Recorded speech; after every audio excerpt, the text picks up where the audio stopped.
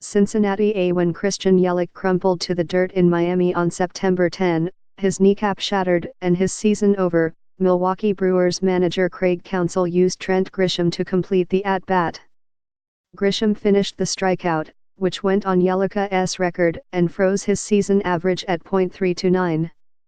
That was even better than Yelich's average last season, when he was named the most valuable player of the National League and led the Brewers deep into October.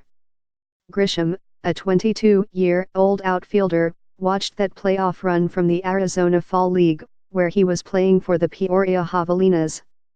Second baseman Keston Hiura, 23, was a teammate there. Neither had played above Class AA, but they were both former first-round draft picks, deeply invested in the future of the organization. They knew where they wanted to be. You wanted to be in that dugout, Hiura said on Tuesday at Great American Ballpark. You could see that vibe coming through the television screen.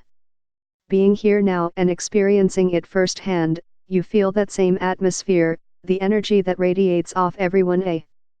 The Brewers are doing it again, without Yelich but with Grisham and Hiura playing pivotal roles. Grisham led off against the Reds on Tuesday and Hiura batted cleanup, with another playoff berth in sight. The Brewers won on the night of Yelich's injury, and have taken 11 of 13 games since, including a 4-2 victory over the Reds on Tuesday. That streak, combined with the Chicago Cubs' free fall, put them 5 games ahead of the Cubs for a wild card spot with 5 to play. The Brewers were also 3 games behind the St. Louis Cardinals in the NL Central, before the Cardinals played in Arizona late Tuesday. Last year was kind of addicting, first baseman Eric Thames said. It was a high. The fans were so loud, the stadium was shaking. It was a feeling you can't ever dream up until you're actually in it. Now we have that taste, and we want to get back to that. The Brewers, 87-70, are 18-4 in September after going 19-7 for the month last season, before a one-game playoff victory in Chicago on October 1 to win the NL Central title. This time, the Brewers are on track to visit Washington next Tuesday for the NL Wild Card game. But a home game at Miller Park is still possible, and the veterans have told the rookies what to expect. They say it's unbelievable, Grisham said. They close all the windows and the roof, get it as loud as they can in there. I've seen it firsthand how good the fans are. To imagine that in a playoff atmosphere, it's awesome. The Brewers went 4-2 at home last October, but they have never played in the World Series at Miller Park, their home since 2001. They fell one game short last season, losing to the Los Angeles Dodgers in Game 7 of the NL Championship Series.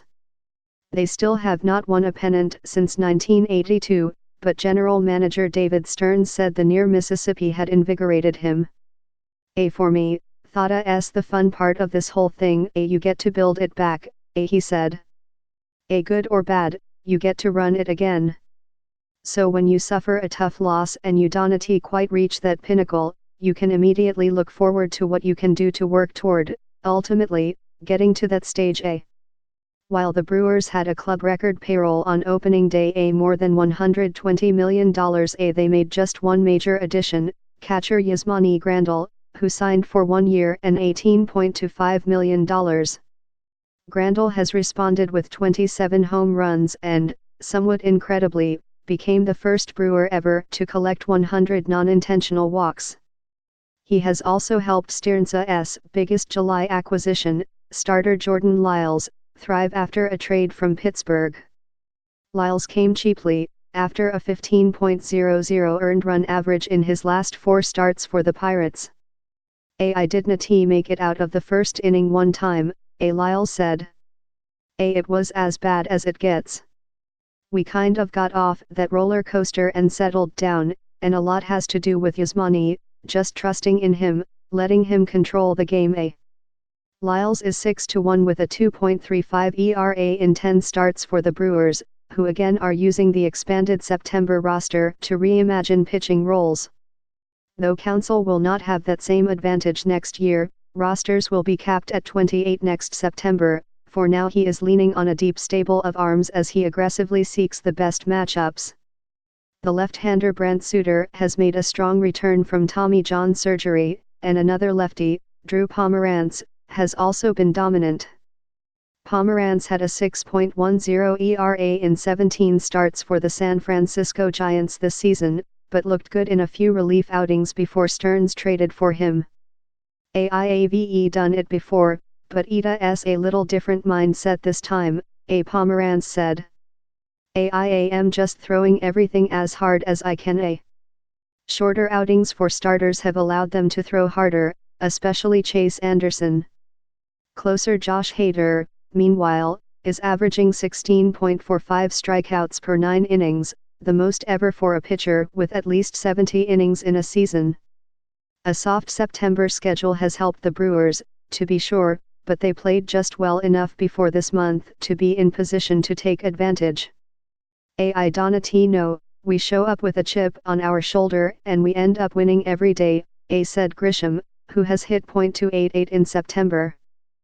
"Just being a small market, losing our MVP, not having big names on the pitching staff, doing it with guys all over the roster who no one has ever heard of before. It's just ingrained in us. By the time of Yelich's injury, the Brewers had already shown resilience. 5 significant players from last season were injured or unproductive. Pitchers Ulysses Chason and Jeremy Jeffress were released, first baseman Jesus Aguilar was traded, and pitcher Corey Knebel had Tommy John surgery. Infielder Travis Shaw remains, but he is hitting .157. Hura, who had a .932 on-base plus slugging percentage before Tuesday, and Grisham have helped. So has Thames, who was left off the playoff roster last fall after Aguilar surged but has reclaimed the first base spot. Ryan Braun won a game in St. Louis this month with a 2-out grand slam in the 9th, and Mike Moustakas has hit 35 homers to lead the active roster. After the game I am talking about a lot of our players, Counsell said. That means a lot of guys have done good things for us. But we miss Christian every day. We're not a better team without him. The guy who's played for him, Grisham, has had a fabulous month. Thought probably mitigated a lot of it. Other teams have withstood a severe September injury. The 1975 Boston Red Sox lost Jim Rice and the 1987 St. Louis Cardinals lost Jack Clark, and both teams made it to Game 7 of the World Series before losing. The modern playoff format is more treacherous, of course, and while Counsell is a student of baseball history, his father worked for the 1982 Brewers. He has not searched for hopeful examples. These Brewers do things their way, and history does not apply. You see it as you've got a game in front of us, why can't we win this one, Counsell said. Why can't we win the next one? If we play well, we can win them. If the Brewers keep playing this well without their MVP, they could be an imposing and intriguing October team.